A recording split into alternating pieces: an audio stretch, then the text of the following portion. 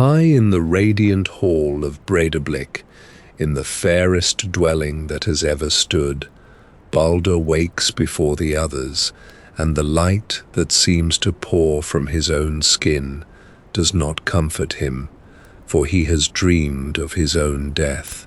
Baldr, second son of Odin and the goddess Frigg, younger brother of Thor, is the best loved of all who dwell in Asgard, and no shadow has ever lain on him until this one. And so a question settles over the bright hall, asked of no one at all.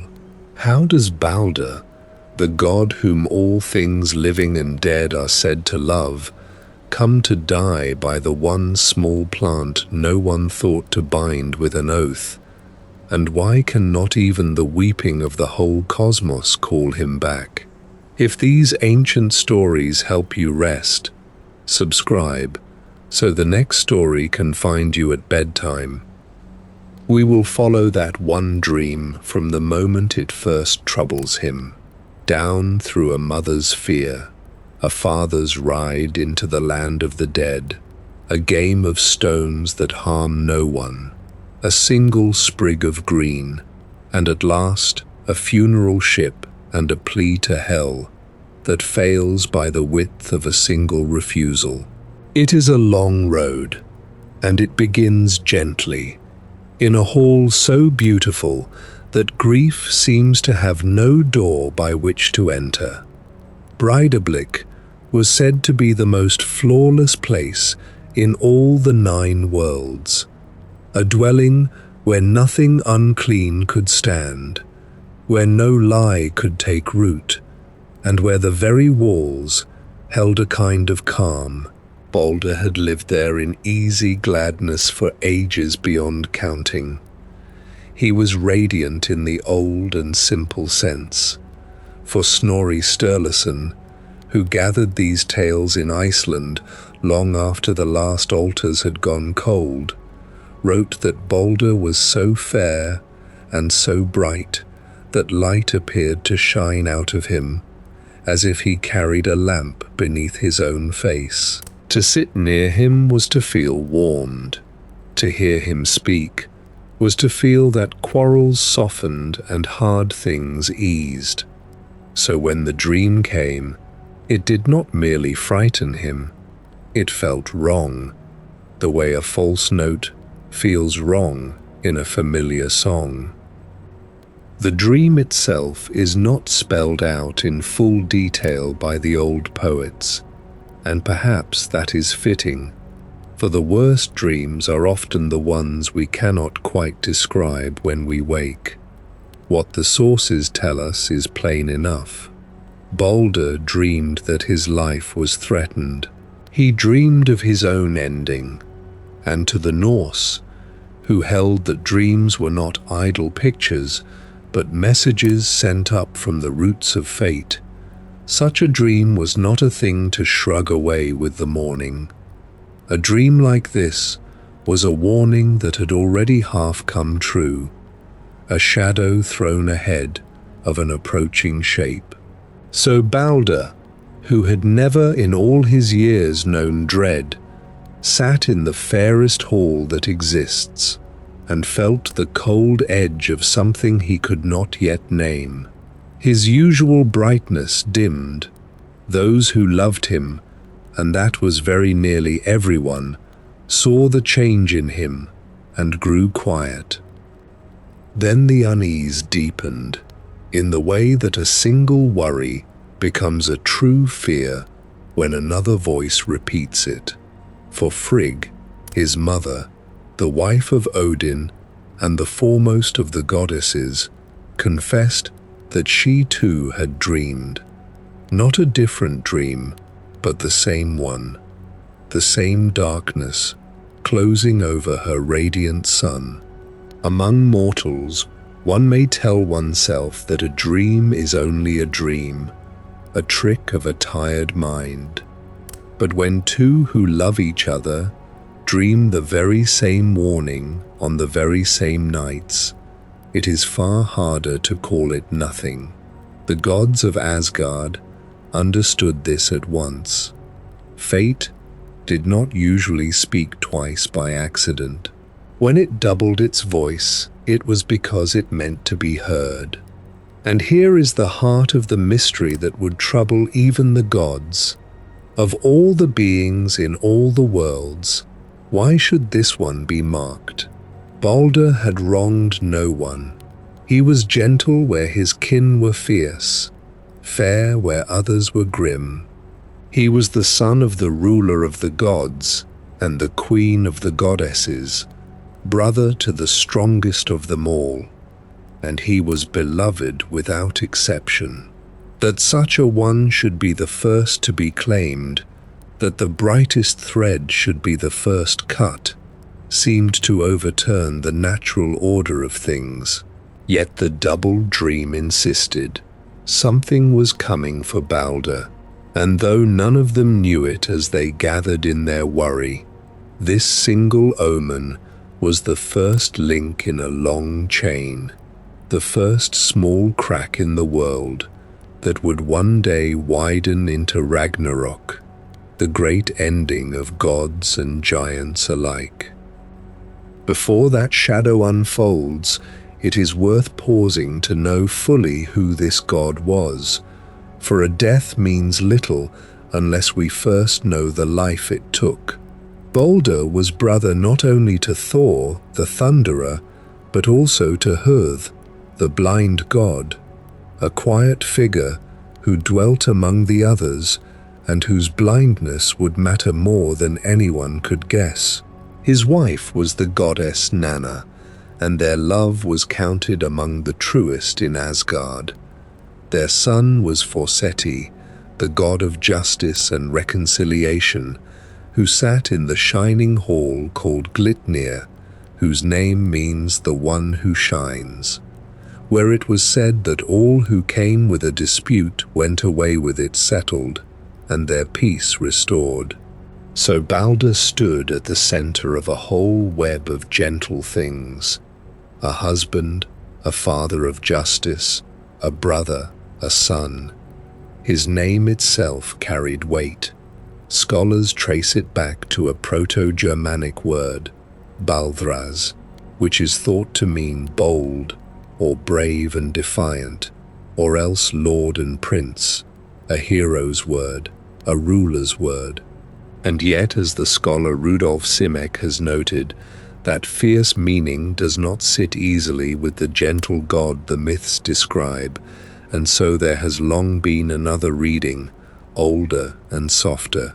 Some early students of these tales, and Jacob Grimm among them, connected the name instead to an ancient root meaning white, and through white shining, and through shining the idea of a god of light.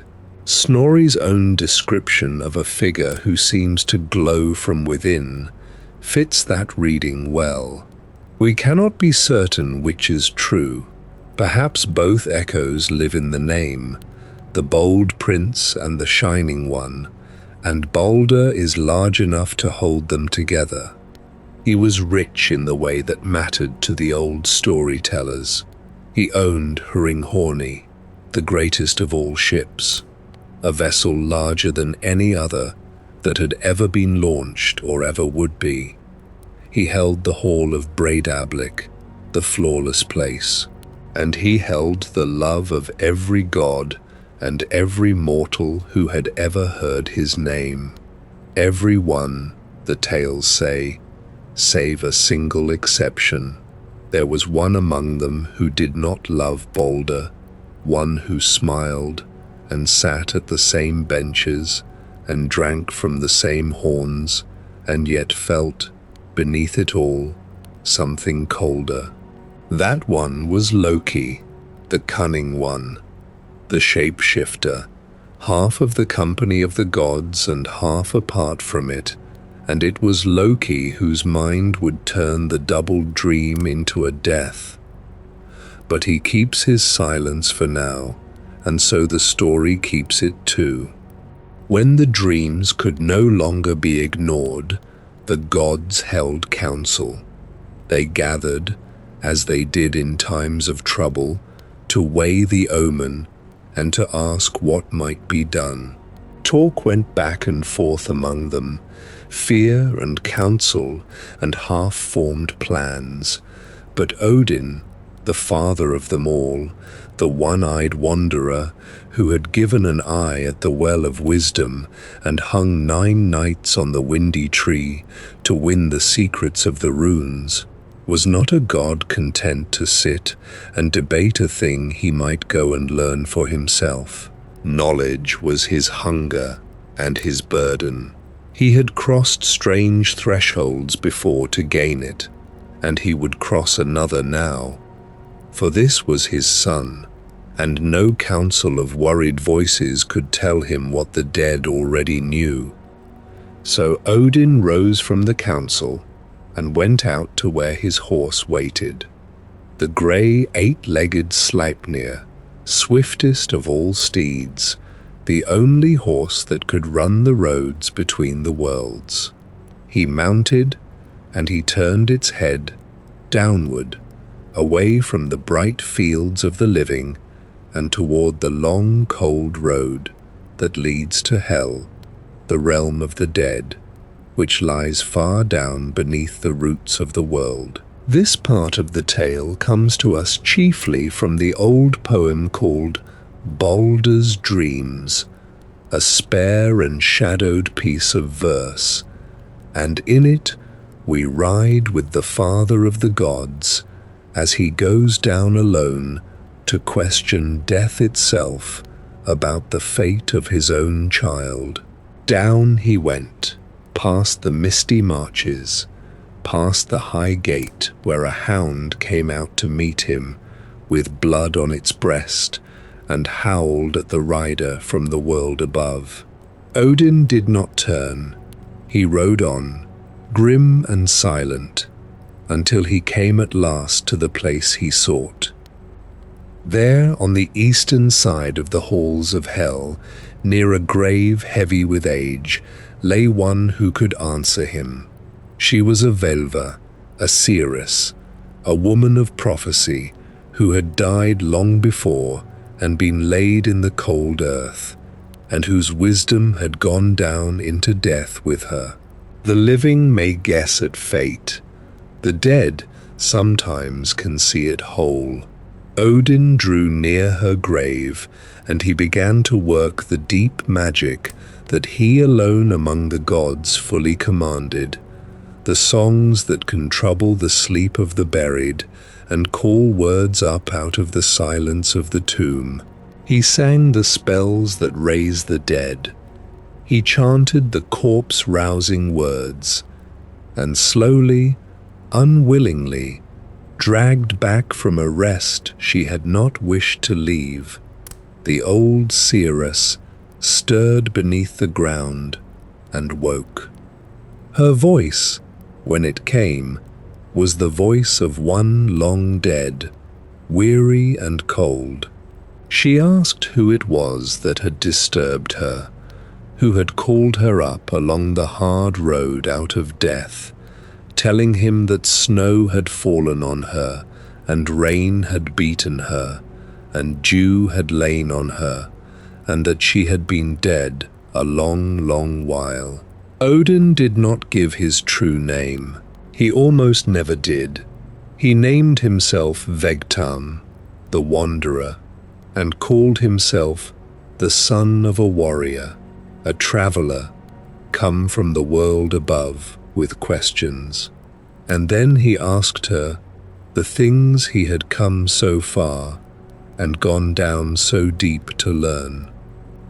For whom, he asked, were the benches of hell strewn with rings and the halls decked out fair?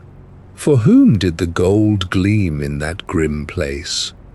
And why, he asked, was mead being brewed there, precious mead covered over with a bright shield, as if in readiness for an honored guest who had not yet arrived? These were not idle questions. In the world of the living, such preparations meant that a great one was expected, that a feast was being made ready for a coming lord. To see them made ready in the halls of the dead was to see a place set at a table for someone still walking in the sunlight above. The seeress answered him, though it grieved her to be woken and to speak. The mead, she said, stood brewed and waiting for Baldr. The bright drink was covered and kept for him, and the gods above would fall into despair. She named the coming guest, and in naming him, she confirmed the very thing the doubled dream had whispered. Baldr was expected in the land of the dead. The place was already being adorned for his arrival.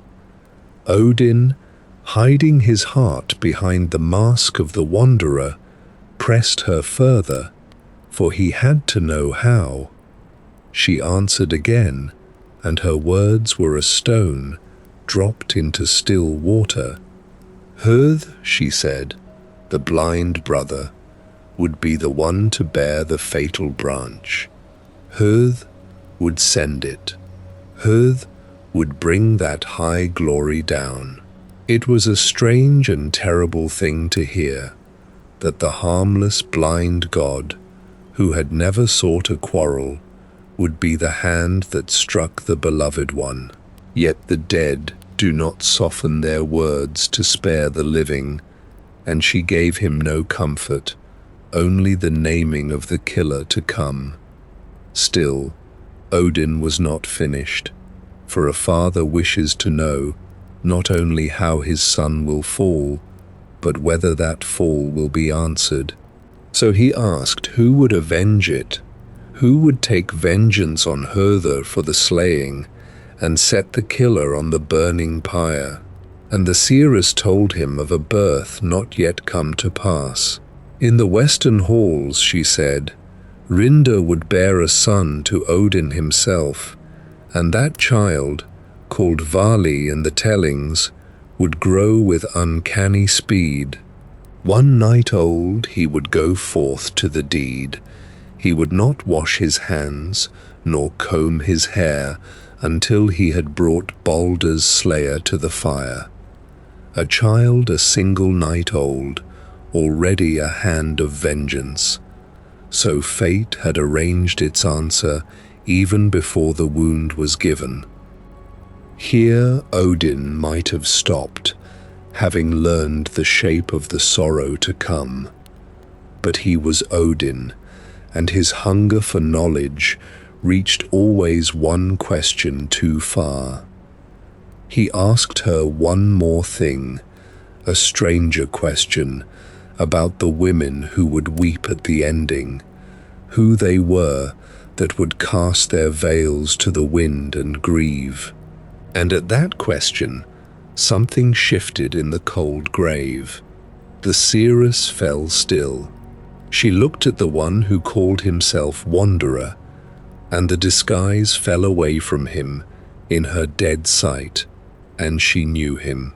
No, Wanderer, she said, you are Odin. You are the father of the slain. Go home, she told him, and be proud of your visit, for no one else will come to wake me again until Loki slips free from his bonds and the destroyers ride down at the last. With those words, she sank back toward her rest, closing herself to him, and would say no more. The name of Loki hung in the cold air of hell like a promise not yet kept, and Odin, having heard both the doom and the vengeance, turned Sleipnir's head once more toward the long road home, carrying up into the light a knowledge that would give no god peace. Frigg was waiting when the 8-legged horse came back through the gates of Asgard, and she read the knowledge in her husband's face before he spoke a word of it. The doom had been confirmed in the halls of the dead. The mead was brewing. Yet a mother does not receive such news and simply fold her hands. Where Odin had gone downward to learn the shape of the ending, Frigg turned outward to undo it, and she set herself against fate with the only weapon a mother has, which is a refusal to accept that the thing must be. If Baldr was to die because the world could wound him, then she would go to the world itself and ask it, one thing at a time, to lay its wounding down. So she began the long circuit of the realms, and it was a patient labor without haste or rest. She went first to fire, that oldest and hungriest of powers, and she drew from the flames a solemn promise that they would never burn her son. She went to water in all its forms, to the still meltwater of the high places and the grey weight of the sea. And the water swore. She went to iron, and to every metal drawn cold and gleaming from the deep places of the earth, and each of them gave its word that no blade nor point nor edge of its making would ever bite the flesh of Baldr. The oath passed from the great to the small, and left nothing between. Stones swore it, the rough boulders of the mountainsides, and the smooth pebbles of the riverbeds alike. The earth itself swore, the very ground a man walks upon.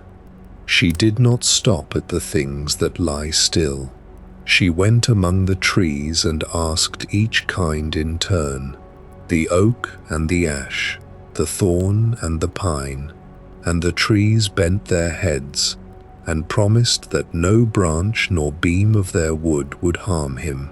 She went to the sicknesses, to the fevers and the wasting agues, and the quiet grey illnesses that come in the night and take the strong without a mark, and even these agreed to spare him. She sought out the beasts of the field and the wild places, the wolf and the bear, and the horned things of the wood, and they swore. She asked the birds of the air, and the birds swore. She went down to the serpents, to the cold, coiled creatures with their venom, and the serpents too gave their word. And here is the wonder of that journey, the thing that makes the sorrow to come feel heavier than it should. All of them swore gladly. Not one grudged the oath. Fire and iron, stone and serpent, the fever and the wolf, each gave its promise freely and with something like joy, because Baldr was loved, loved by all things that were, loved in a way that asks for nothing and is given everything in return. The whole of creation leaned toward the shining god and wished him well. To be asked to promise him safety was felt not as a burden laid on them, but as a gift they were permitted to give. So Frigg went from realm to realm, gathering vows the way a farmer gathers a harvest, and each promise was a bar drawn across a door, and one by one the doors through which death might enter were closed and barred and made fast, until it seemed that every road to Baldr had been shut. A mother had reasoned with the world, and the world had agreed. It seemed, for one bright and breathing moment, that fate had been outmatched by love, and that the doom brewed in hell would find no way up into the light. Yet the world is wide, and even the most careful counting overlooks a small thing here and there. There was one plant that Frigg did not ask, west of Valhalla, in a place where the light falls soft, there grew a slip of mistletoe, a young and slender green thing clinging where it had taken root, bearing its pale berries and asking nothing of anyone. When Frigg came near it on her great circuit of oath-taking, she considered it and passed it by. It seemed to her too young to matter and too slight to trouble, a sprig so small and so newly grown that no harm could possibly live in it. Why bind a thing that could not lift a hand? So she did not ask the mistletoe to swear, and she went on her way, and the small green plant kept its silence, unbound and unpromised, the single thread left loose in a net, otherwise drawn tight. The old tellings pause here, as if they too can hardly believe that so much would turn on so little, and they offer their reasons for the omission. The plain explanation, the one handed down longest, is simply that the mistletoe seemed too unimportant to bother with, a plant so young and so small that no one thought it worth the asking. That is the answer the story gives on its own face. Yet a later reader of these things, the scholar Merrill Kaplan, set beside that old reason a subtler one drawn from the customs of oath and law. Among the people who told this tale, a person too young was not yet fit to swear a binding oath, for the young were held to be not yet answerable, not yet bound into the web of promises that holds a community together. By that reading, Frigg did not merely overlook the mistletoe out of carelessness. She passed it over because it was too young to swear, ineligible for the oath in the way a child is ineligible, its very youth placing it outside the reach of the vow. Whether it was scorned as trifling or excused as underage, the result was one and the same. From that single overlooked sprig, growing quietly west of the hall, the whole of the tragedy would rise. But no one in Asgard knew that yet, and for a while there was only joy. When it was known among the gods that Baldr could not be harmed, that fire and iron and stone and every living thing had sworn to spare him, a new delight took hold of the assembly, and it became a kind of sport. They would set Baldr in their midst at the gathering place, and then, laughing, they would test the great gift that had been given to him. One of them would take up a stone and fling it hard at the shining god, and the stone would swerve or fall short or strike him and glance away without leaving so much as a bruise. Another would cast a spear straight at his breast, and the point would turn aside or drop harmless to the grass at his feet. Some drew their blades and swung at him, and the edges would not bite, and through all of it, Baldr stood among them and smiled, untouched and unafraid, while the weapons of the gods rained down and did him no more harm than falling leaves. It became an honor to throw at him. To hurl a spear at Baldr and watch it fail was to bear witness to the love the whole world had sworn, to see the oath made visible in the bouncing of a stone and the turning of a blade. The gods delighted in it, and there was much laughter in that place, the good, easy laughter of those who believe a danger has been safely put away. Some hewed at him with swords, and some cast great stones, and whatever was done to him, no harm came, and it seemed to all of them a fine thing and a proof of glory. Their favorite could not be touched. The doom that had been dreamed and confirmed and carried up from hell appeared to have been turned aside by a mother's care, and the gods stood in the sunlight and threw their weapons at the one they loved, and every failed blow was a small celebration. There was one who did not laugh. Loki, the cunning one, the single being in all the worlds who did not love Baldr, could not bear to look upon the game. The sight of the shining god standing whole and smiling amid the storm of harmless weapons galled him past enduring, and where the others saw a cause for joy, he saw only a wall he had not yet found the way through. It was not in his nature to let such a thing stand unbroken, so he set himself to find the flaw, the one loose thread, the single road that Frigg in all her careful journeying might have left unclosed. And Loki, who could wear any shape and speak any part, did not go looking among fire and iron and stone. He went, disguised, to the one who knew where every door had been shut, and that was Frigg herself. In the form of a woman, an ordinary and unremarkable figure that drew no suspicion, Loki came to Frigg and fell into speech with her.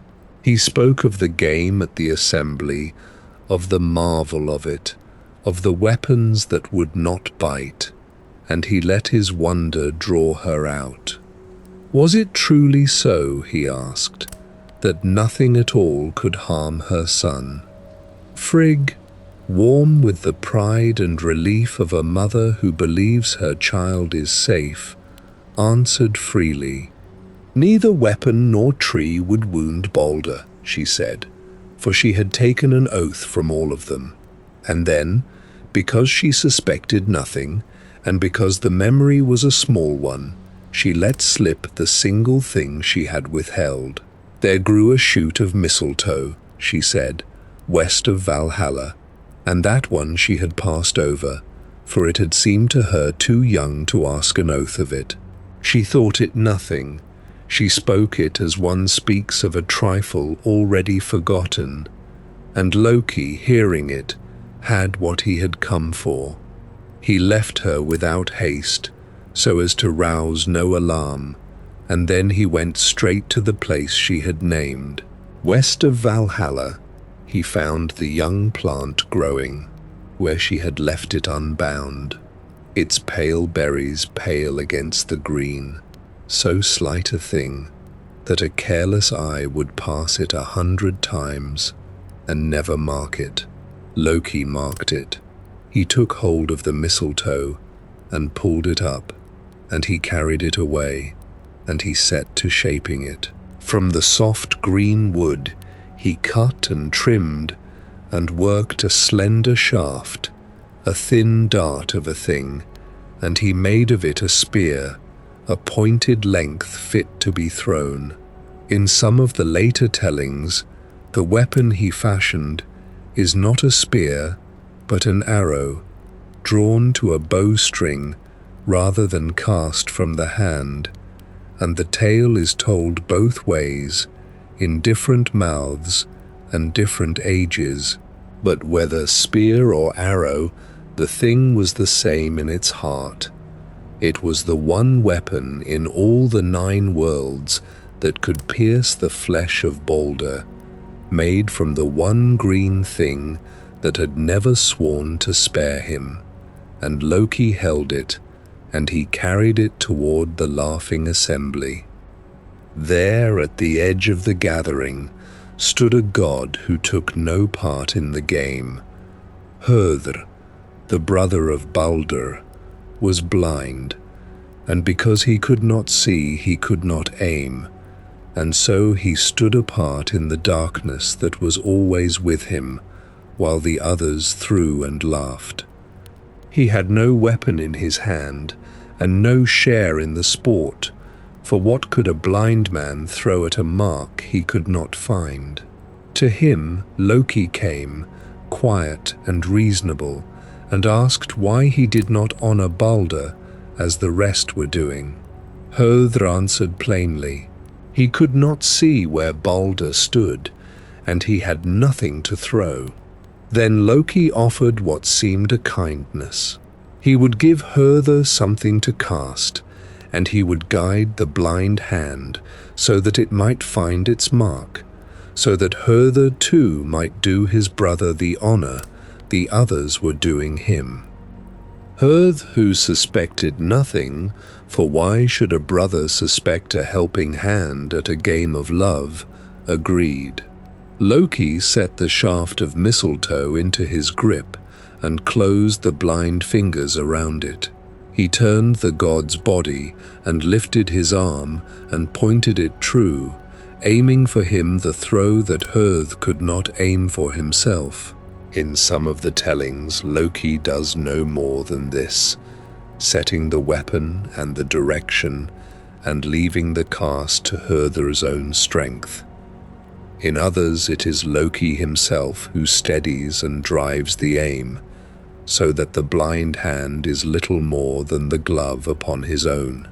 However the deed was shared between them, the shaft went out from Höðr's hand toward the shining god, who stood smiling in the storm of harmless things, certain, as all of them were certain, that nothing thrown at him could do him any hurt.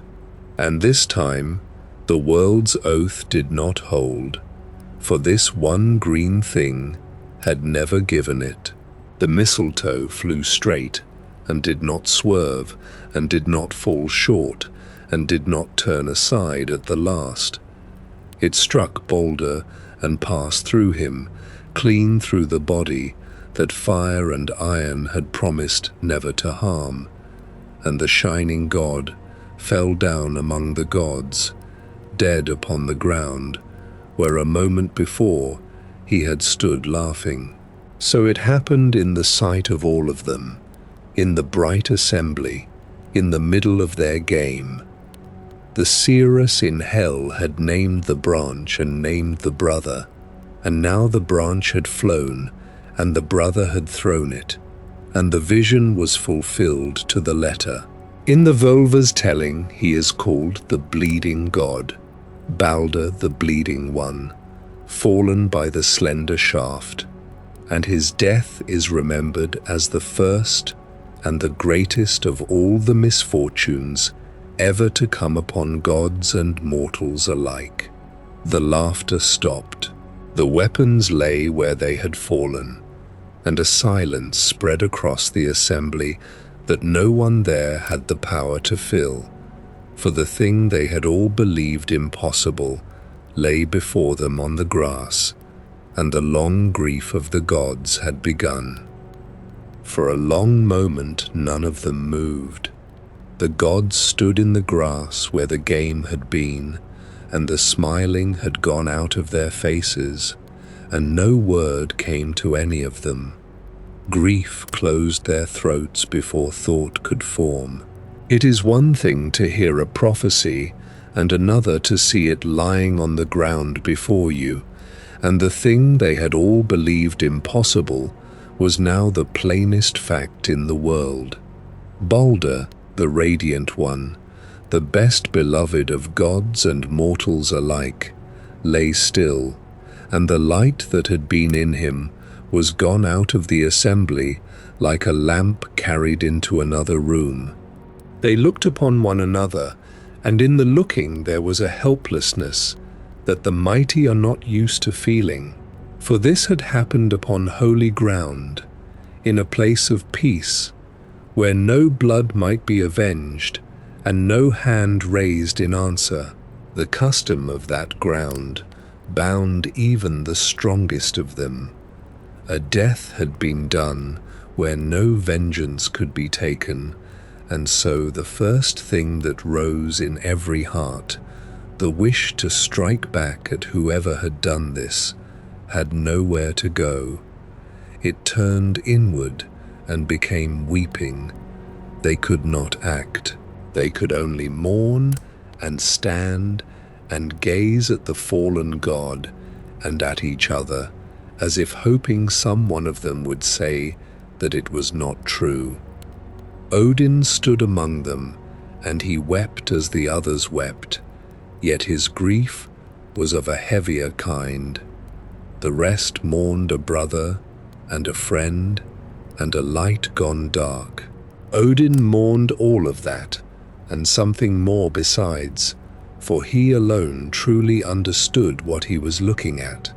He had ridden down the long road to hell and woken the dead seeress, and heard her name the branch and name the brother, and he had learned that a death was coming. Now he saw the whole shape of it. This was not one sorrow standing by itself.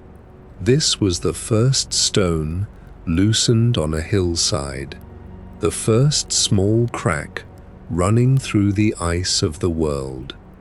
The greatest of misfortunes had come, and behind it, patient and certain, came all the others.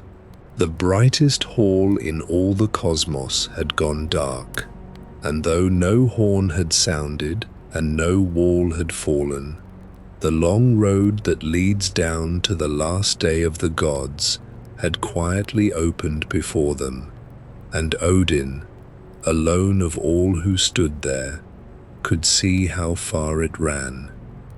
So the grief had its slow beginning, and out of that grief the story turns toward the one answer that the holy ground could not forbid forever. For though no hand might be raised in that sacred place, the seeress had spoken of a vengeance that would come, and her words did not fail. She had said that a son would be born to avenge Baldr, one who would be but a single night old when he took up the deed, who would neither wash his hands nor comb his hair until he had laid the slayer low.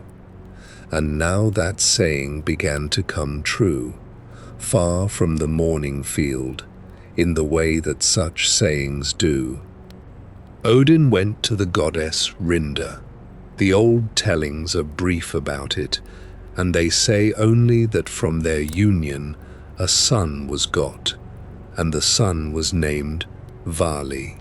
This was a strange child, made for one purpose, and hurried toward it by a law that belongs to stories and not to the ordinary passing of days. He was born, and he did not lie long in the manner of infants. Within a single day, he grew from a newborn to a god in the fullness of his strength, tall and grim and ready, as though the years of a life had been poured into the hours of one turning of the sun. He did not pause to wash the newness from his hands. He did not stop to comb his hair. The seeress had foretold that he would do neither, and he did neither, but went straight out with the single errand for which he had been made. He sought out Höðr, the blind god, who had thrown the fatal shaft without sight and without malice, who had meant only to honor his brother as the others were honoring him, was found by the day-old Avenger, and Váli slew him for the killing of Baldr. There is a hard justice in it, and also a great sorrow, for Höðr had been a weapon in another's hand, as surely as the mistletoe had been a weapon in his. Yet the old law of the tale asked a life for a life, and the son born for that one purpose fulfilled it, and so two brothers were now gone from the halls of the gods, where before there had been one bright company. Here the tellers are careful, and it is worth being careful with them, for there is more than one Váli in the old stories, and they must not be mistaken for each other. This Váli, the Avenger, is the son of Odin and the goddess Rinda, got and grown for the single deed of answering Baldr's death. There is another who bears a name that sounds the same, a son of Loki, and he belongs to a different and darker part of the tale, and has no share in this one. When the old poems speak of the one-night Avenger, it is the son of Odin they mean, and no other. So the vengeance the seeress named came to pass, exactly and swiftly, while the greater grief still lay heavy upon the gods. And when the answer had been given, as far as answer could be given, the gods turned to the last honor they could pay to Baldr, which was to send him from the world in the manner that befitted him. They took up his body and carried it down from the fields toward the sea, for a god so great was not to be laid quietly in the earth. He would be sent out upon the water in fire, and the ship that would carry him was his own. It was called Hringhorni, and it was the largest of all ships that had ever been built, a vessel worthy of the greatest of the sons of Odin, and upon its deck they made ready the pyre that would bear him into the dark. They laid him there with care, and they brought to the ship the treasures that should go with him. Odin came and placed upon the pyre the ring Draupnir, that wonder among rings, out of which every 9th night there dripped 8 more rings of equal weight to itself, gold breeding gold without end. It was among the most precious things the gods possessed, and Odin gave it to the fire and to his son, laying it beside him, as a father lays a last gift beside a child. All the proper things were gathered, the wood and the treasures and the offerings, and the great ship stood ready, with its sorrowful burden on the rollers at the edge of the sea. But when the gods set their hands to the ship to send it down into the water, so that the fire might be kindled beneath the dead god, and the whole be carried out upon the waves, the ship would not move. They pushed, and Hringhorni stayed where it was. The greatest of all ships sat unyielding upon the rollers, too vast and too heavy for even the strength of the gods to stir. There is something fitting and something terrible in this, that the vessel meant to bear Baldr away refused, at the first, to bear him at all, as though the very timbers of the world were reluctant to let the shining god go. So the morning was halted at its solemn work.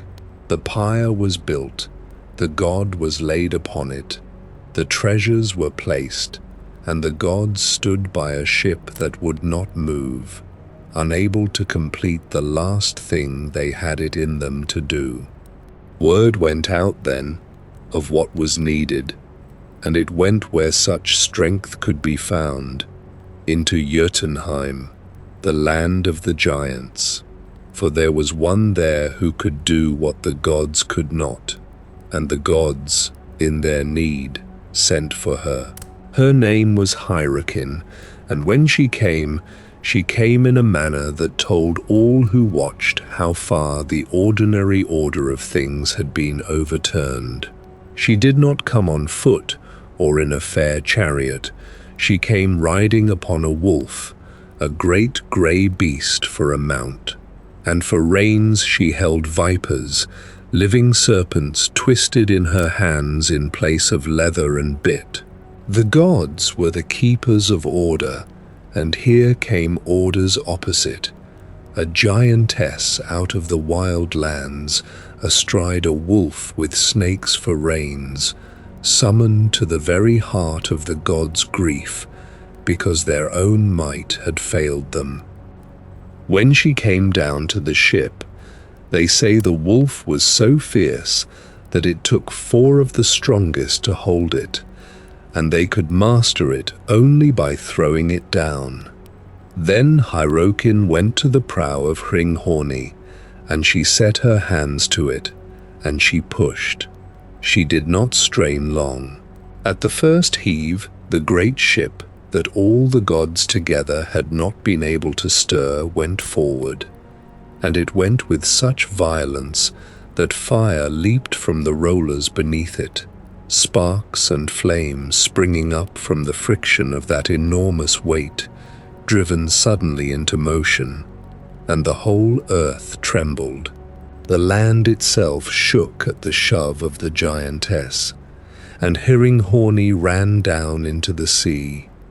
It was a moment of restrained and dreadful power, one single figure from the giant lands accomplishing in one motion what the assembled gods could not, and the trembling of the ground under her hands was a sign, if any there needed one, of how the world had shifted upon its foundations since Baldr fell. The ship was in the water now, and the last part of the funeral could go forward. They bore Baldr's body aboard, up onto the deck of his own great vessel, to lay him upon the wood that would burn. And here the tellers set down one of the strangest and most quietly haunting moments in all the old stories. As his dead son was carried up and laid down, Odin bent close over him. The father leaned down to the ear of the child who could no longer hear, and he whispered something. What he said, no one knows. The old poems and the tellers who gathered them all draw the same veil across it.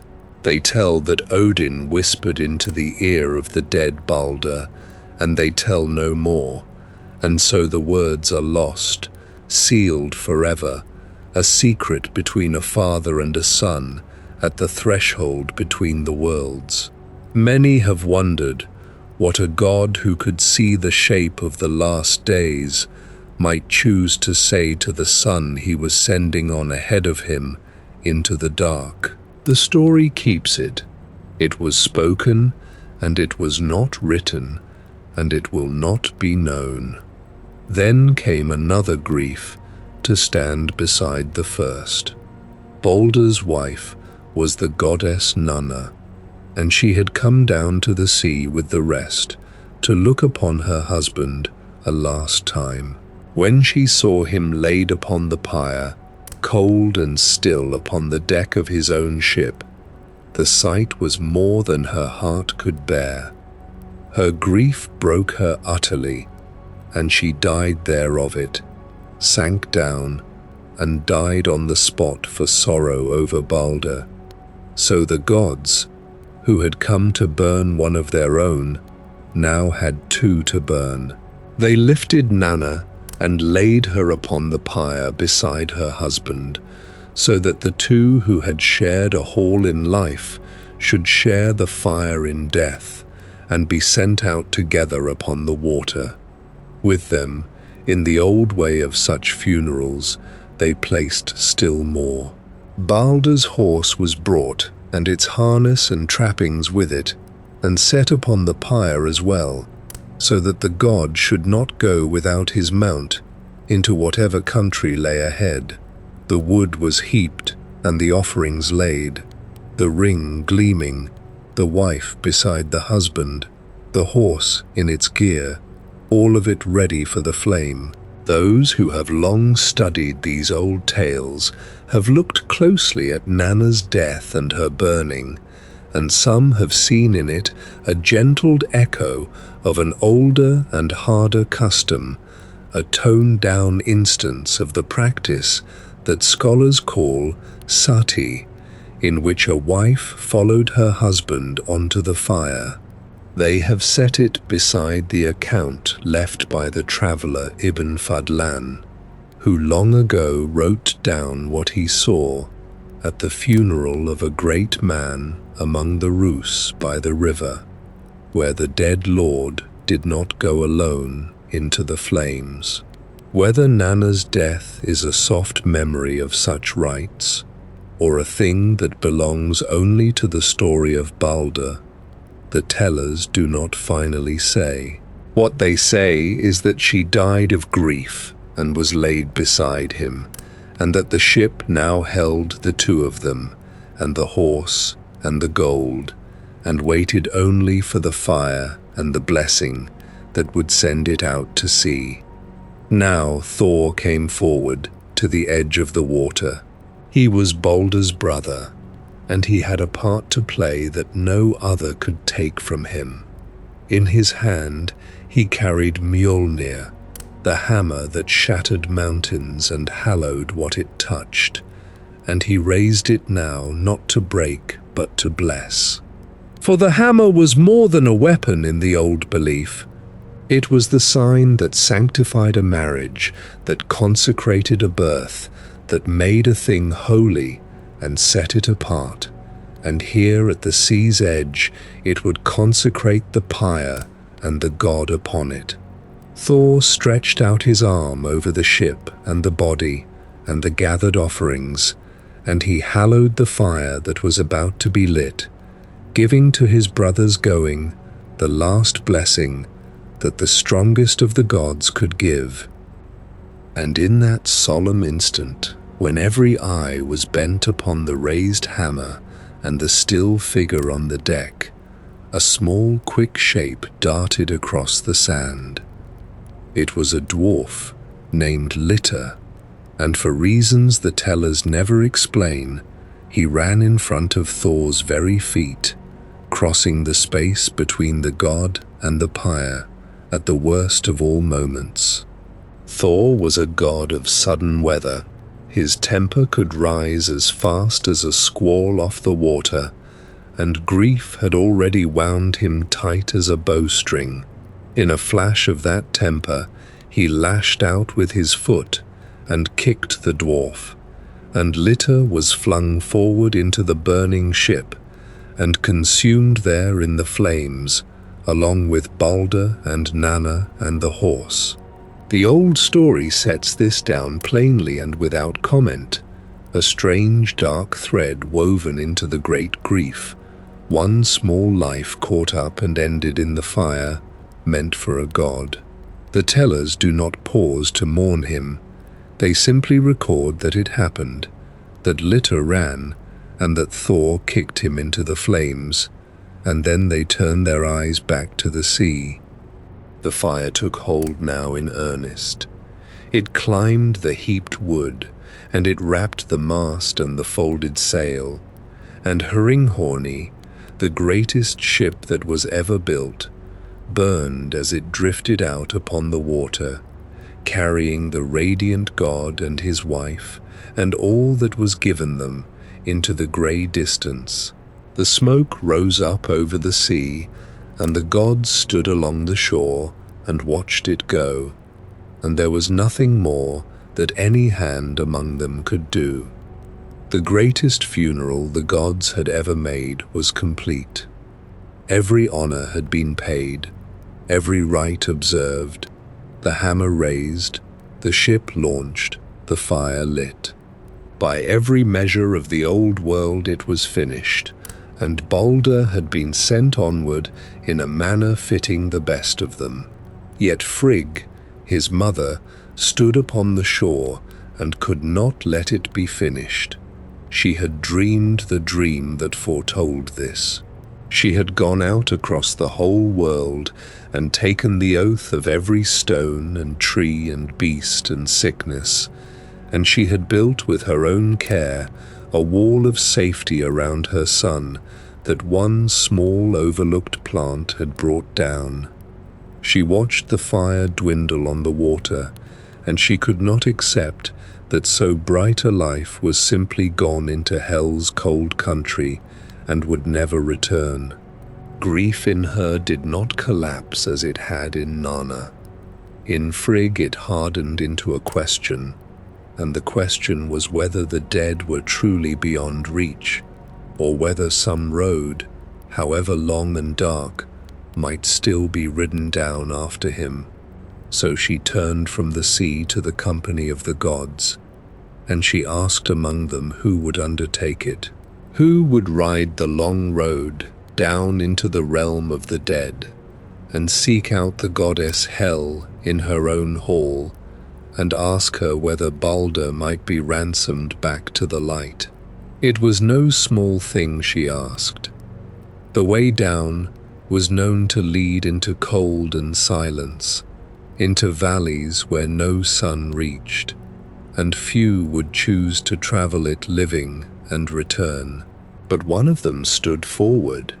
His name was Hermóðr, called the Bold, another of Odin's sons and a brother to the god they mourned. He said that he would go. He would carry the plea of the gods down into the dark and lay it before Hel herself.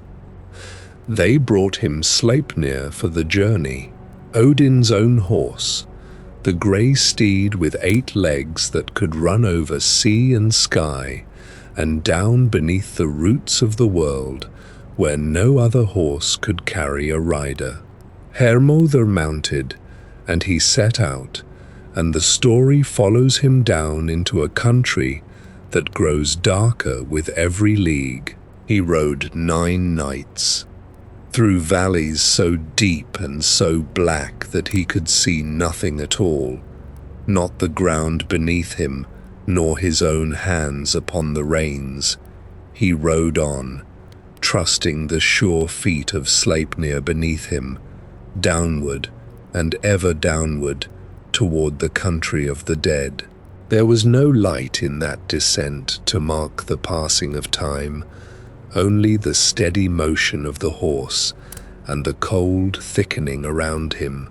9 nights of dark valleys with nothing to see and nothing to do but go on. At last he came to a river, and the river was called Gjöll, and across it lay a bridge. The bridge was roofed and paved with shining gold, and it rang under him as he crossed, for it was a strange property of that span that it echoed and thundered beneath the tread of the living far more than beneath the quiet feet of the dead. A maiden named Hyrrokin kept the bridge, and she called out to him that the whole span boomed no less under his single horse than under 5 companies of dead men who had ridden over it the day before. And she asked why his face still held the color of the living, and by what right he rode the road to Hel. He answered that he was Hermóðr, that he came seeking Baldr, and he asked whether she had seen his brother pass that way. She told him that Baldr had indeed ridden over Gjöll's bridge, and that the road to the dwellings of Hel lay still further, downward and to the north. So he rode on until he came to the barred gates of that realm. The gates were high and shut fast, but Hermóðr did not turn aside. He dismounted, and he tightened the girths upon Sleipnir, and he climbed again into the saddle and set his heels to the horse. And Sleipnir gathered himself and leaped, clearing the great gate of Hel by so wide a margin that he never came near it. So the living rider passed within the walls of the dead, and there, when he came into the hall, he saw a sight to lift and to break his heart at once. In the highest seat, in the very seat of honor, at the center of that pale country, sat Baldr his brother. Baldr was there among the dead, seated where a guest of the greatest worth would be seated, and beside him was Nanna, his wife, who had followed him down through the fire. Hermóðr went to him, and there was a night to be spent in that hall before anything could be asked or answered, a night among the shades with the brother he had ridden so far to find. When the morning of that lightless place came, Hermóðr went to Hel herself, the goddess who ruled the country, and he made his plea. He told her how Baldr was mourned, how the gods and all the world grieved for him, and he begged that she release him and let him ride home. And Hel gave her answer, and it was not a refusal, but it was a condition, and the condition was a single sharp thread on which everything would hang. She said that it should now be put to the test whether Baldr was as beloved as men claimed. If all things in all the worlds, living and dead alike, would weep for him, then she would let him go back to the gods. But if any one thing refused, if a single creature or object anywhere held back its tears, then Baldr would stay with her, and she would keep him. That was her bargain. Everything must weep, or nothing would be given. Hermóðr carried this answer back into the hall, and now there was a strange sweetness in the dark before he had to leave. Baldr and Nanna kept him through the night as honored kin, and at the parting they gave him things to bear back up into the light, tokens from the dead reaching after the living. Baldr took the ring drop near, the gold arm ring that had been laid upon his pyre, the ring from which 8 rings of equal weight dropped every 9th night, and he sent it back up to Odin his father, a gift returned from the far side of the fire, so that the old god should have some sign in his hand that his son had received it and remembered him. Nanna sent gifts of her own. She sent a robe of linen to Frigg, her husband's mother, and she sent a finger ring to the goddess Völva, and other small tokens besides, quiet gifts of cloth and gold, from the hall of the dead into the halls above, as though to say that love did not end at the gate that Sleipnir had leaped, that the dead still thought of those they had left. Then Hermóðr took his leave of his brother, and mounted, and rode the long road back up through the dark valleys, and came again into the light of the living, with Hel's terms held ready on his lips.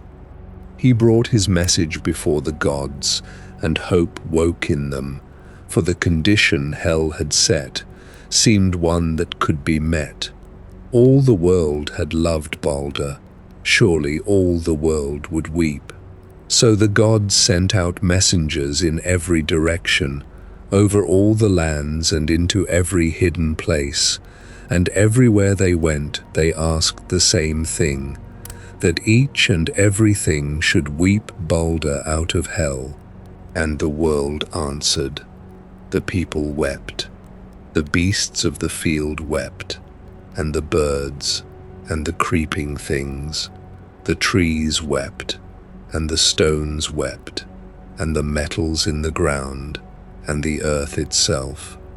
All things wept for him, freely and readily, as things weep when they are carried out of a hard frost into a warm room, and the ice upon them turns to running water.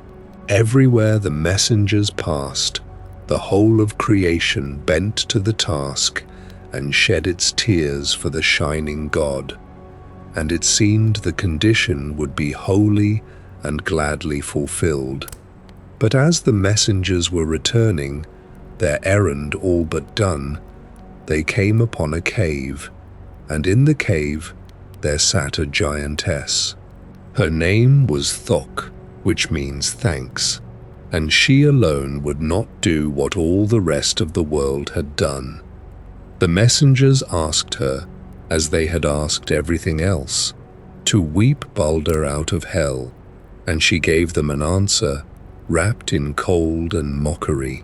She said that Þökk would weep only dry tears over Baldr's burning, that she had gotten nothing from the son of Odin, living or dead, and that Hel might keep what she held. With those words, she turned the whole labor of the world to nothing. One creature in one cave had refused, and the bargain of Hel required every last thing without exception. Because Þökk would not weep, Baldr could not come home. He must remain among the dead, seated in the high seat of that pale hall, until the end of all things should change the order of the worlds. And it was widely believed, both by those in the story and by those who have told it since, that Þökk in the cave was no true giantess at all, but Loki wearing that shape. Loki, who had guided the mistletoe to Baldr's heart, had followed his work to its end, and had crept into a cave in a stranger's form to make certain that the one door left open should be shut for good. The single thing in all the worlds that would not weep for the beloved god was the very one who had contrived his death, hidden now behind a woman's face and a bitter name. So the last hope was closed, and the gods understood at last, past all denying, both that Baldr was truly lost to them, and by whose hand and cunning it had all been done. Now the patience of the gods was ended. They had borne much from Loki over the long years, his mischief and his malice and his sharp tongue. But this was past bearing, and they turned on him with a single purpose, to take him and to punish him for the death he had engineered and the ransom he had ruined. Loki fled and changed his shapes and hid himself, but they hunted him down at the last and took him, and they brought him to a place beneath the earth to bind him there. The binding was a cruel one, made crueler by its instrument. They took one of his own sons and made of the son's entrails a cord, and that cord in the binding turned to iron, and with it they fastened Loki down across 3 sharp-edged stones, one beneath his shoulders, one beneath his loins, one beneath the hollows of his knees, so that he lay stretched and pinned in the dark and could not rise. Then the goddess Skarði came, and she brought a serpent, and she fixed it upon the rock above his upturned face, so that its venom should drip down upon him, drop by burning drop, for as long as he should lie there. But Loki was not left wholly without mercy, for his wife would not leave him. Sigyn, faithful through all of it, took her place beside him, and held a bowl up beneath the serpent's mouth, and she caught the falling venom in the bowl, so that it should not touch him, and so long as she held it steady, he lay in peace. Yet the bowl filled, as bowls will, and when it was full, she had to turn away and carry it off to empty it, and in that little space while she was turned, the venom fell freely upon his face. Then the burning of it was so great that Loki writhed against his bonds with all his strength, and his struggling shook the whole earth, so that the ground trembled and split, and the people above felt the land shudder beneath their feet. And there, the old tellers say, he lies still, bound across the 3 stones with the serpent above him, and Sigyn beside him with her bowl, in pain and in patience by turns, waiting through the long ages for the loosening that is foretold, when he shall break free at last, at the coming of Ragnarök. The binding of Loki closes the deed itself, but it does not close the story of Baldr. There is more still to hold, gathered from the older books and the stranger corners of memory, before the light is finally let down. The tale as the gods lived it has been told to its end. What remains is the long echo of it, the many voices that carried the shining god's name down the centuries and could not always agree on what it meant, and the one far promise that the oldest of those voices kept quietly in reserve. Not every teller of Baldr agreed on the shape of him, and the disagreements are worth walking through slowly, for they are part of what he is. The clearest rival account comes from a Danish writer of the late 12th century, Saxo Grammaticus, who set down in Latin a long history of the Danes and folded the old gods into it as though they had been kings and warriors of the ancient North. In his telling, the shining god of the Icelanders becomes Baldr, a demigod, a man of half-divine blood who could not be cut by common steel, and the gentle brother who never meant harm becomes here a rival, a competitor, a suitor at odds with another suitor over the love of a single woman. That woman is Nanna, and in Saxo's book, she is not yet a goddess, but the daughter of a king, Geva of Norway, sought by two men who would not both be satisfied. The two men are Baldr Is and Höðr, and their story is not a single sorrow but a long feud, fought over and over across many pages, where the Icelandic telling gives Baldr a blind and unwitting brother. Saxo gives him a flesh-and-blood rival who wants the same bride and will fight for her. They meet in battle again and again. The gods themselves take sides, for Saxo keeps them in his history as powers who can be moved.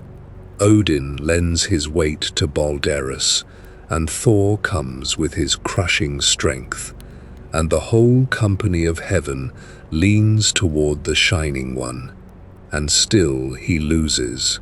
Against all that help, Höðr holds his ground, and in the end it is he who wins Nanna, for in this version her heart was never with Baldr Is at all. She loved only Höðr Is, and Baldr Is, denied, began to waste. He was worn down not by a spear, but by longing, tormented by nightmares of the woman he could not have, thinning and failing under the weight of his own dreams. The end, when it comes in Saxo, is nearer to the other tellings than all that quarrelling would suggest. For the demigod who could not be harmed by ordinary iron is at last brought down by an extraordinary blade. There was a sword kept by Mimir, a weapon apart from the common run of steel, and it was this that Höðr turned against his rival. Baldr Is took a mortal wound from it, and even a demigod so struck cannot linger long.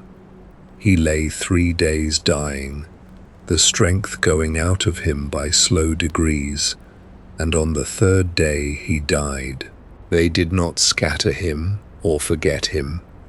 They raised a barrow over him, a mound of earth heaped high above his rest, and there the Danish history leaves him, a slain half-mortal prince, beneath a hill rather than a radiant god, burned upon the greatest of ships. It is the same death seen through a different glass, colder, more human, stripped of the funeral fire, and it stands beside the Icelandic tale rather than replacing it. There are fainter traces still, scattered far from Iceland and Denmark, and the careful teller must weigh them with an honest hand, for not every mark that looks like Baldr is truly his. In the old German lands there survives a small handful of charms, spells written down in the 10th century and lost again for centuries until they came to light once more in the year the world counts as 1841. One of these Merseburg charms names a figure who might be called Baldr, and for a long time this seemed a precious thread, a sign that the shining god was known far to the south as well as in the north. Yet the thread is frayed. Later scholars looked again and were not sure the Baldr of that charm was Baldr at all. Some judged that another god was meant, that the name pointed rather to Freyr, the lord of fair weather and increase, and that the by-name joining the two figures was never conclusive. So the charm is set down here as a maybe and not a certainty, a shape half seen in old firelight. Fainter yet is an inscription from the Low Countries, from Utrecht, cut in stone in the 3rd or 4th century of the Common Era, in which some have read a form that might be Baldr's name.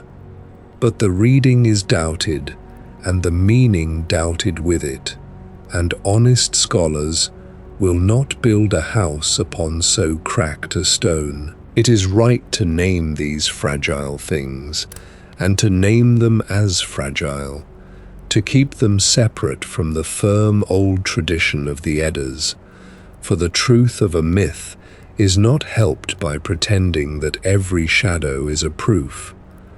What stands sure is the story of the beloved god who died by mistletoe and could not be wept back.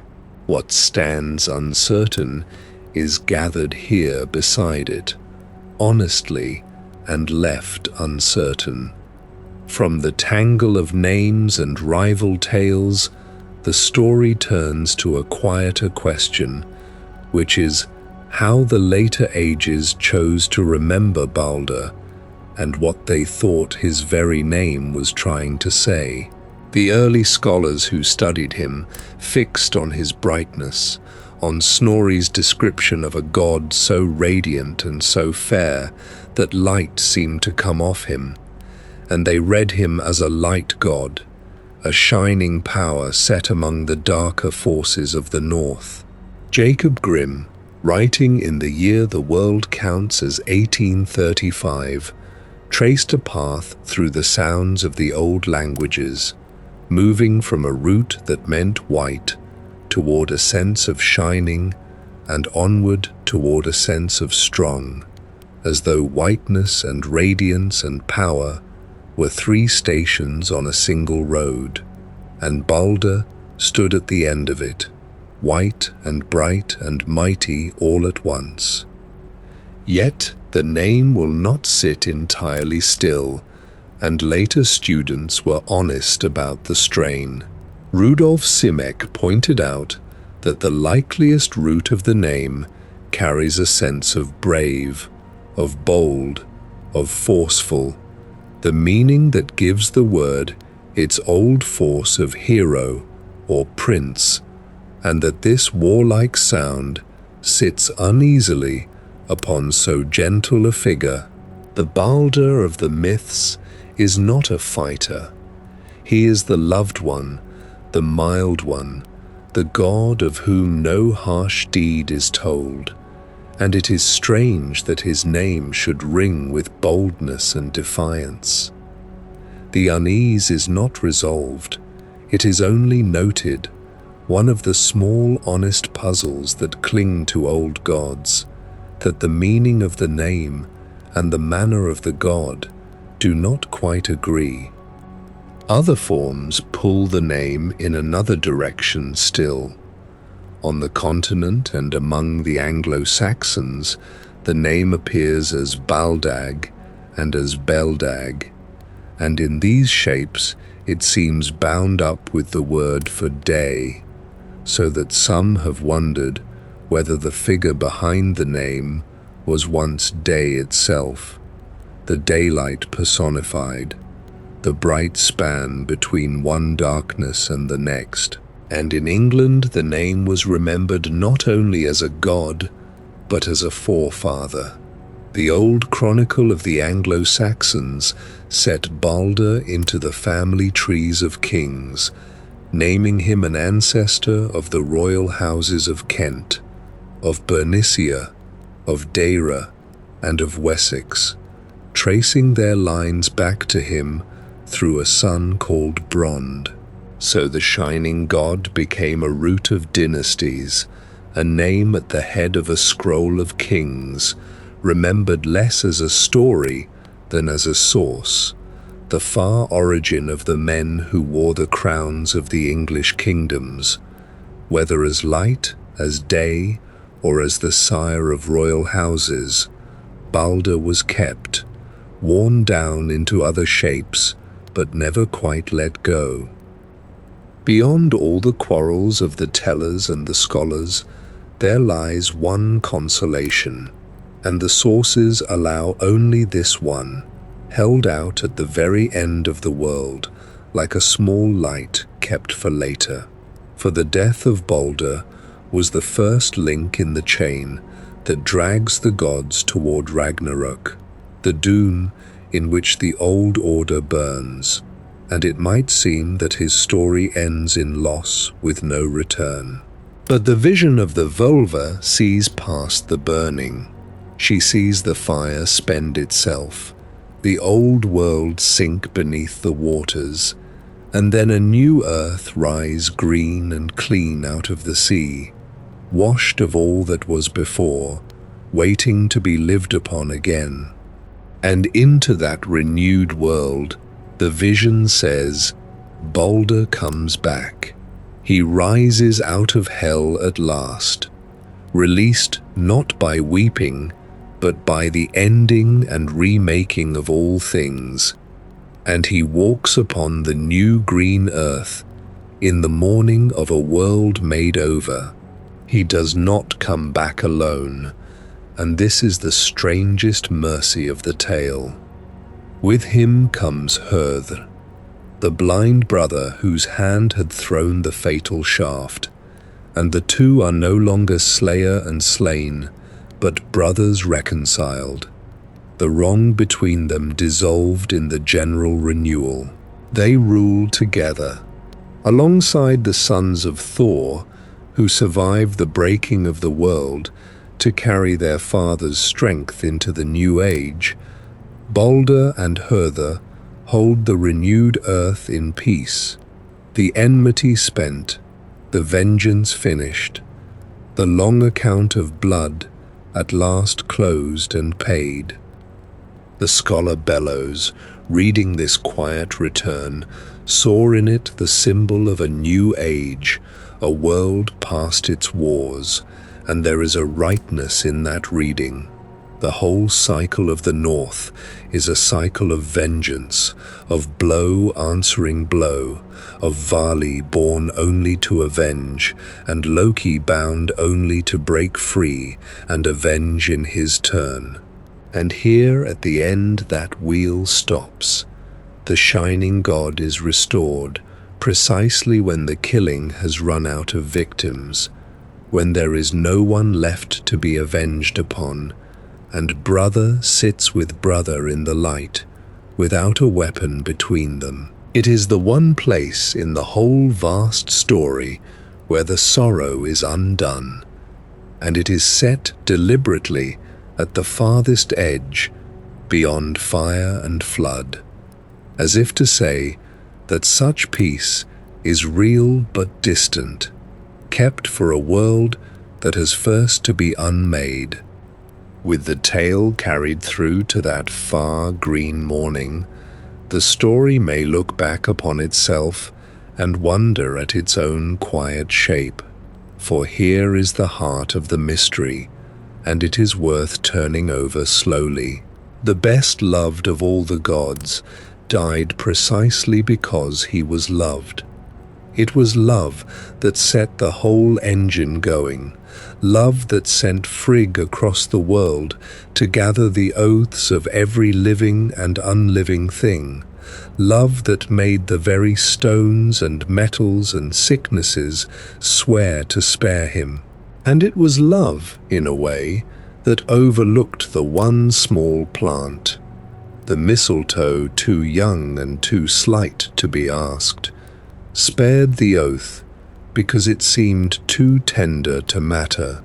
The great net of protection was woven by devotion, and devotion, reaching so wide, missed the smallest thread, and through that one missed thread, the whole doom came in. So the central question of the story finds its gentle answer. Why could no weeping reclaim him when the whole cosmos wept, when stones and trees and beasts and metals all let fall their tears for the shining god? Because a single unwilling heart stood outside the grief of everything else. One creature in one cave would not weep, and that one refusal was enough, for the ransom of hell required all without exception, and Loki, hidden as Þökk, made himself the one exception on purpose. The grief of the whole world could not outweigh the malice of one. And yet, and this is the mercy folded inside the sorrow, his death was never truly the end. It was a threshold. The bright god was not lost forever, but only laid aside, set in the high seat of the pale hall to wait, kept back until the world itself was worn out and ready to be made new. Death held him, but did not keep him. He was a light covered over, not a light put out. Before that light is finally let down, the figures who carried the story deserve to be named again, slowly, each stepping once more into the glow before the telling closes. There is Baldr first of all, Baldr the Radiant, second son of Odin, dreaming his dark dreams in the fair hall of Breidablik, the most beautiful dwelling that exists, beloved of gods and mortals alike. There is Frigg, his mother, moving patiently across the whole wide earth to gather from everything its oath, and forgiving herself nothing when the one thing she passed over undid her care. There is blind Höðr, the brother who saw nothing and meant nothing, whose hand was lifted and guided by another, standing forever in the memory as both the killer and the innocent. There is Loki, the shaper of the whole grief, who found the mistletoe and made of it a spear and set it in the blind god's grip, and who then, when the world had almost wept his victim free, crept into a cave as the giantess Þökk and let fall only dry tears, refusing at the last the mercy he had made necessary. There is Odin the father, bending over the body on the ship, to whisper into the dead ear a word that no living soul has ever learned, a secret carried down into the fire and never spoken since.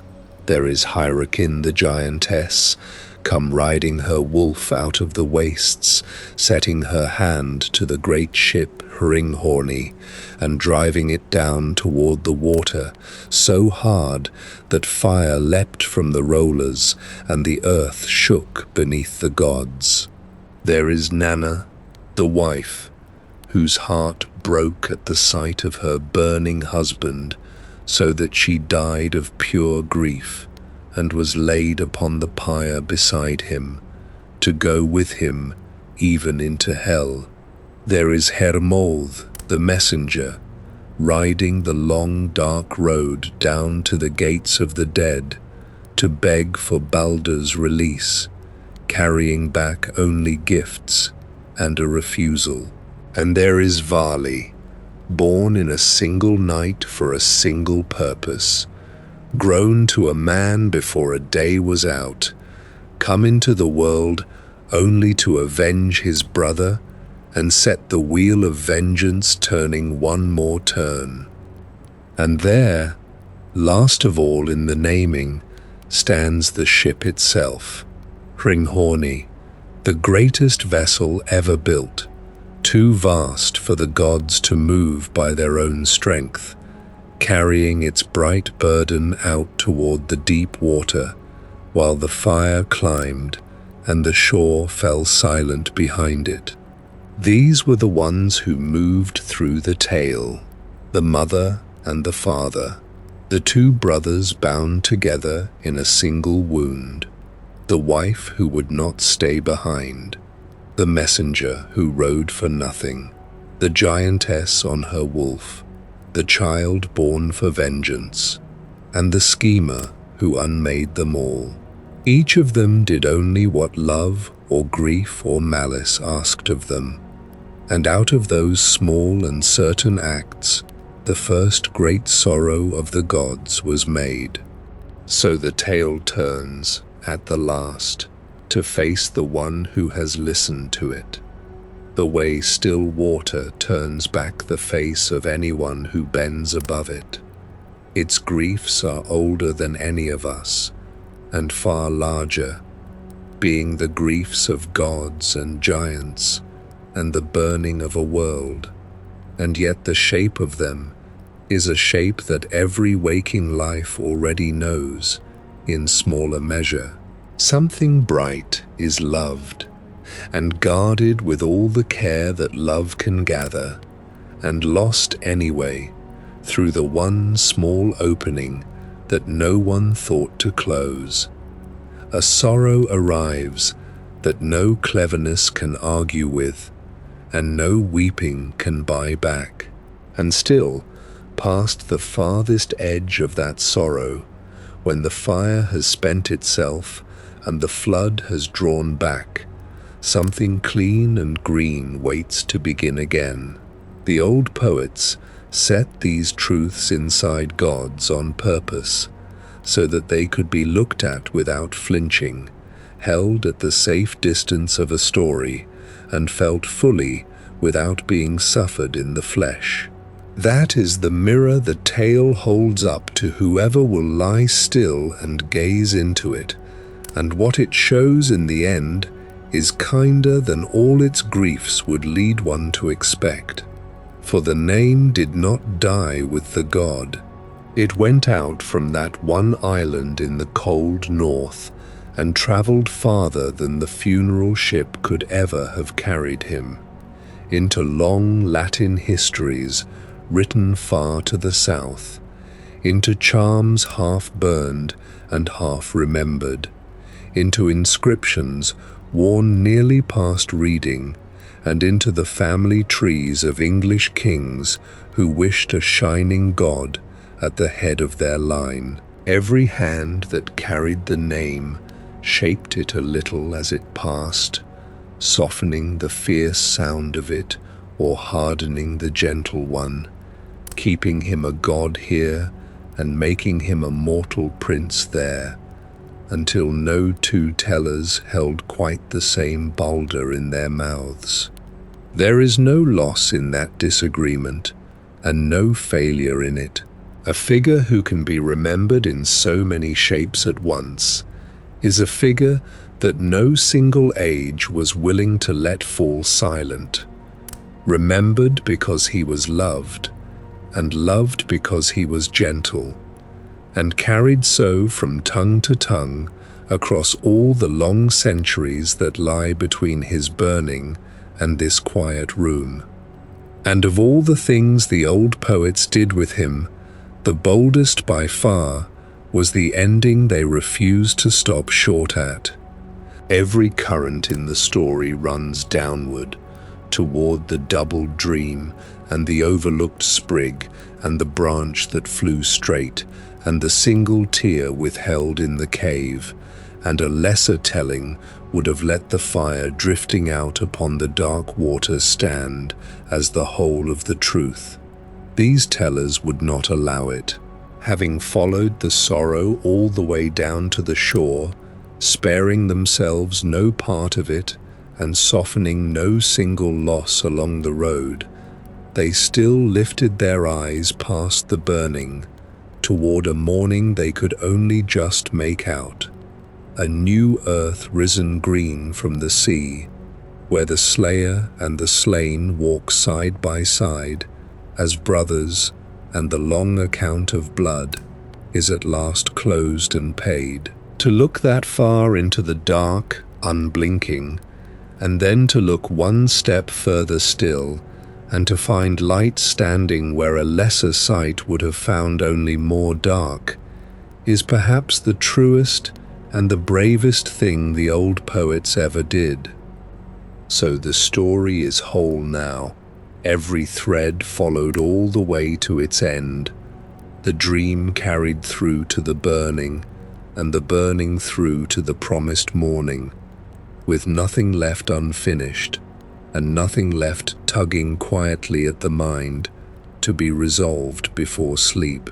It has been carried honestly, and for that reason it can be set down honestly, and a thing set down whole and entire does not follow anyone into the dark or come loose again in the night. Not the god himself, whose long waiting in the high seat has already been spoken of and asks for no repeating, but the tale of him, which has done its patient work from the first dream to the last ember, and needs only to be released now, gently, into the quiet that has been waiting for it all along. Let the last image of the tale come slowly now, and then let it drift away. The great ship stands out from the shore on the dark and level water. Its sail hangs still, and along its whole length the fire moves with a low and steady sound, not violent any longer, only bright, gold and amber, climbing the timbers into the night air.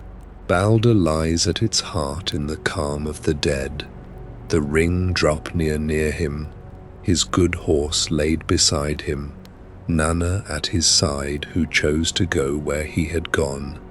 On the receding shore the gods stand small and silent, Odin among them, with the ravens dark upon his shoulders, the secret he whispered still sealed inside the flame and carried out to sea.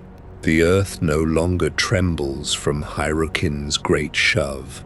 The rollers no longer smoke. There is only the ship and the fire and the widening water between the living and the one they loved, and the sky above it, strewn with cold and distant points of light that do not judge and do not grieve, that simply shine as they have shone over every parting since the first of the ages. And now, gently, let that whole shore begin to move away. Let the ship grow smaller on the dark water, its fire softening to a single warm point far out on the deep, and let the mind loosen its hold on the grief that filled the hall, on the mother's careful weeping, and the father's unspoken word, and the long, cold road down to hell. All of that is done now.